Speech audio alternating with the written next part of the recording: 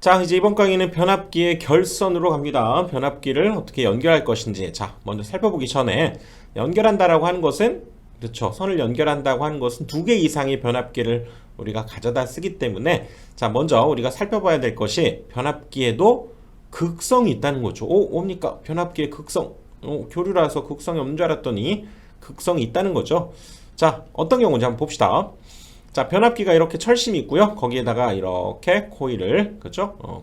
선을 이렇게 감은 거죠. 그리고 여기에 전압을 인가하게 되면, 그죠? 여기에 자속이 발생해서 V2가 발생하는데, 뭐 이런 경우도 있고요. 또 어떤 경우가 있는가 비교를 하기 위해서 한번 샥 가져와 봤더니, 이런 상황이 있을 수 있네요. 자, 이 뒤에 우리가 틀린 그림 찾기라고 보통 하죠. 자, 둘의 틀린 그림 찾기. 뭐가 좀 틀립니까? 힌트를 좀 드렸는데 다르죠. 뭔가 여기 이 부분. 여기는 똑같은데 여기가 원래는 다른 그림 찾기죠. 근데 우리가 틀린 그림 찾기라고 보통 많이 해왔기 때문에 아무튼 여기 틀린 그림 찾기 보니까 얘는 지금 건선이 여기 위에서부터 속으로 들어가서 이렇게 나오는 분위기고, 얘는 아래로 들어가서 이렇게 위로 이렇게 감겨져 있는 이런 상황이죠. 그래서 여기에 우리가 60Hz 주파수를 준 상황이라고 하더라도 어떤 찰나 있죠. 그 순간, 어떤 순간에 이 둘의 가해지는 전압의 극성을 한번 살펴봤더니, 이렇게 감은 경우는, 그렇죠, 여기 플러스일 때 여기도 같이 플러스 마이너스 이렇게 전압이 인가되게 되고요. 이렇게 감은 경우는 여기가 플러스 마이너스일 때 이번에는 여기가 마이너스 플러스 이렇게 되는 거죠. 이건 어떻게 알아볼 수 있습니까? 얘가 이렇게 흘러가게 되면, 그렇죠? 여러분들 오른나사 법칙, 이렇게 손가락을 오른손으로 움켜주게 되면 자속이 엄지손가락 이렇게 되죠. 손가락을 이렇게 움켜주니까 자속이 이렇게 만들어지게 되고요. 이거에 의해서 역시 기전력이 어떻게 만들어지는가를 한번 생각해 보면, 엄지손가락을 이 방향으로 가도록 이렇게 손을 이렇게 움켜주게 되면 전류가 이렇게 흐르게 되죠. 그 얘기는 이쪽에서 플러스 극성을 갖게 된다, 이렇게 볼 수 있게 되고요. 그렇죠? 이렇게 되면서 여기가 플러스 마이너스 이런 극성을 갖게 되는 경우가 있고요. 이렇게 감게 되면 마찬가지로 이쪽에 플러스 마이너스일 때 역시 자속이 이렇게 발생하면서 엄지손가락을 역시 이 방향으로 하면서 이렇게, 그렇죠, 이 권선과 손가락 모양을 맞춰야 돼요. 그래서 이렇게 엄지손가락을 두게 되면 전류가 이 방향으로, 즉 여기 코일 이 방향으로 해서 이렇게 나가는 이 방향이기 때문에 이쪽이 플러스고 이쪽이 마이너스가 되는 이런 상황이 아무튼 만들어집니다. 이렇게 둘은 분명히 지금 다르죠. 그렇지? 그렇죠. 그래서 이 둘을 구별해 줘야 되는데, 이 경우는 지금 가만히 보시면 여기에서 얘가 플러스 이렇게 돼 있으면서 사실상 이 둘의 전압의 방향이 서로 상쇄되는 모양. 그래서 얘는 전압이 빼지는 감극성이다, 이렇게 얘기하고요. 여기는 플러스 마이너스, 이쪽이 플러스 마이너스 이렇게 되면 우리 직류에서도 그렇죠. 이렇게 플러스 마이너스 이렇게 있으면서 이쪽에 역시 얘가 플러스 마이너스 이렇게 되면 전압이 더해지는 거죠. 여기가 뭐 3V 이쪽 양단에는 6V 뭐 이렇게 걸리고요. 이것도 자, 여기가 플러스 이쪽도 플러스 이렇게 우리가 연결을 해버리면 이 양단에서는 전압의 차가 발생하게 되는 거죠. 그것처럼 얘를 감극성, 얘를 가극성 이렇게 얘기하는데, 자, 한번 봅시다.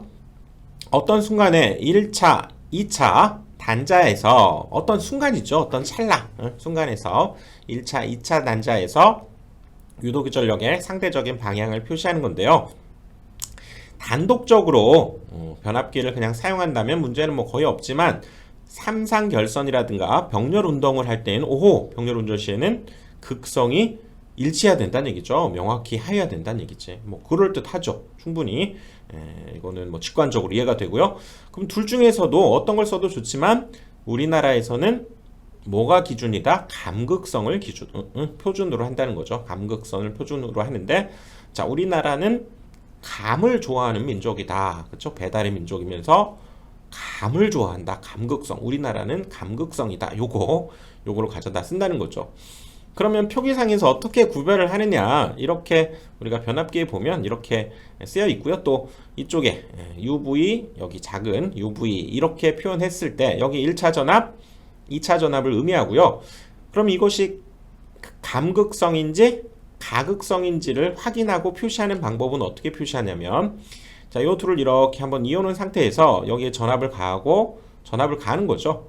그 상태에서 여기 5호 전압계를 둔다는 얘기죠. 전압계를 하나 두어서, 즉 여기 세 번째 전압, 이 둘의 전압을 한번 구해봤더니 어떤 경우에는 이렇게 여기에 가해지는 전압이 이 전압과 이 전압에 더해진 그런 전압이 여기에서 확인이 될 때, 그때는 얘가 가극성으로, 그렇죠, 더해진 전압에 더한 값으로 얘가 나타내 줄 때는 얘가 가극성으로 되어 있고, 그리고 네가 만약에 이렇게 전압을 재봤더니 이 둘의 차, 그죠? 뺀 거니까 감극성으로 전압의 차가 여기에서 확인이 된다면 이 변압기는 감극성으로 연결되어 있다, 이렇게 확인해 볼 수 있다는 거죠. 그리고 그것을 우리가 표현할 때 이렇게 UV 이렇게 표현하고요. 이것을 감극성일 때는 화살표를 U는 U, V는 V.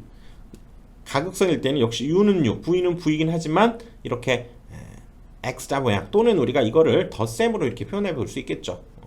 이렇게 더하기로 표현되어 있으면 가극성, 여기 마이너스잖아요. 마이너스 보, 마이너스 보가 있을 때는 감극성, 이렇게 여러분들 생각해 두시면 됩니다. 그래서 이렇게 표기되어 있으면 얘는 가극성을 뜻하고요. 약속이지. 더하기네, 플러스, 그치? 이렇게 봅시다.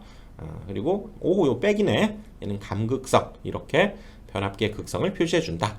자, 알아두시고요. 자, 이번에는 이제 Y결선부터 한번 가봅니다. Y결선 우리 회로 이론에서 살펴봤죠. 당연히 지금 회로 이론을 먼저 보고 지금 전기 기기를 보는 것이 일반적이니까요. 봤다는 가정하지만 그래도 한번 복습 한번 해봅시다. 자, 이렇게 Y결선으로, 그렇죠? 여기 한 상, 두 상, 세 개의 상을 이렇게 Y결선으로 연결해서 세 개의 상이 이렇게 보내준다고 했을 때, 자, 여기를, 그렇죠? L1, L2, L3 이렇게 표현하지만 공부를 위해서는 간단히 문자로 표현하면 되니까요. 이걸 A상, B상, C상 이렇게 얘기합시다.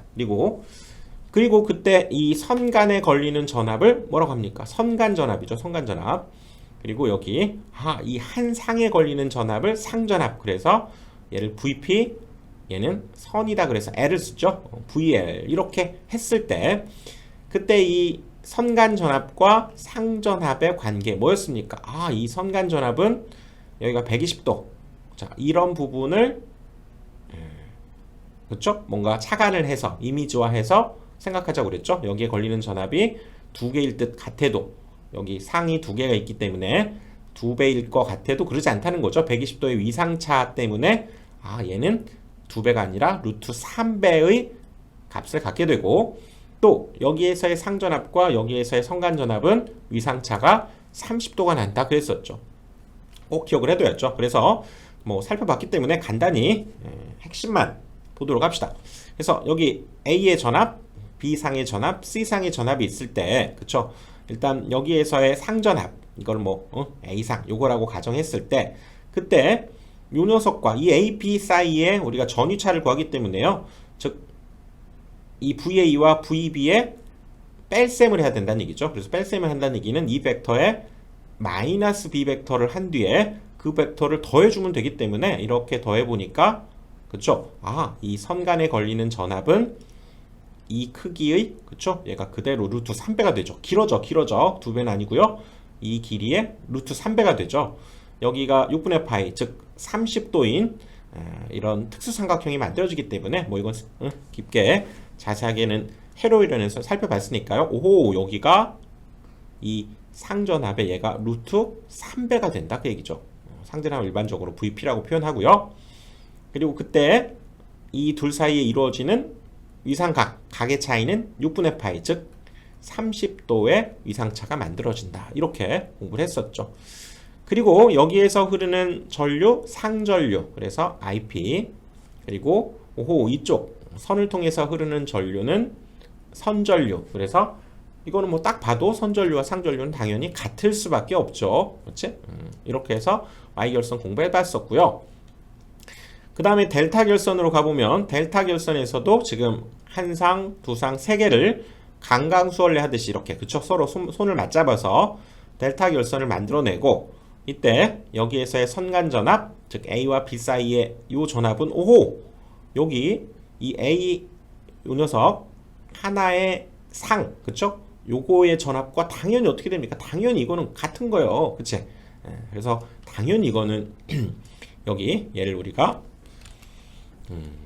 성간전압 이렇게 얘기하니까요. 얘를 VL 이렇게 얘기하죠. 그리고 얘는 이런 것들을 하나로 우리가 상전압 그래서 VP 이렇게 얘기하니까 둘이 같을 수밖에 없죠. 델타 계산에서는 VL과 VP가 같을 수밖에 없고, 그리고 전류가 달라지죠. 전류, 여기에 흐르는 전류, 이걸 상전류 그래서요 우리가 IP 이렇게 얘기하는데, 여기에 나온 전류가 사실 이쪽으로도 갈라지고 이쪽으로도 갈라지기 때문에, 그쵸, 여기에서는 이 선전류, 이쪽으로 흐르는 전류를 IA 또는 IP 이렇게 얘기한다고 하면 이건 벡터적으로 계산해야 된다는 얘기죠. 이 IP라고 하는 것은 요 벡터에서 요 벡터를 뺀 것이 이쪽으로 가겠죠. 여기에 흐르는 전류에서 이쪽으로 흐르는 전류가 빠진 것이 이쪽으로 흐를 테니까. 그렇지? 그래서 자, 여기에 있는 전류 각 상전류를 이렇게 표현했을 때 여기에 흐르는 전류를 IAB라고 한다면 IAB에서 요 전류 ICA를 빼는 거죠. 여기 ICA를 뺍니다. 그러니까 뺀다는 것은 반대 방향으로 이렇게 벡터를 우리가 그려주면 되고요. 이것을 더해주면 되니까요. 평행사변형법에 의해서 같은 방법이죠. 평행사변형법에 의해서 이렇게 쭉 해보니까 오호, 요 크기에 정확히 루트 3배가 되는, 그쵸? 루트 3배가 되는 선전류는 여기 잘못 표기했네요. 이쪽으로 가는 것이 선전류였죠. IL이지. 그치? 이런 기호 주의해야 됩니다. 여기 IP였으면 여기가 IL이죠. 그래서 이 선전류는 이 상전류의 루트 3배가 되는 거죠. 루트 3배. 요 길이를 보니까. 그리고도 원래 이 A, B 사이의 상전류에 비해서는 어떻게 됩니까? 6분의 파이만큼 늦은 거죠. 뒤진. 즉 마이너스 30도 늦은. 그래서 위상이 이렇게 마이너스 30도 늦다. 이렇게 표현해 줄 수 있는 거죠.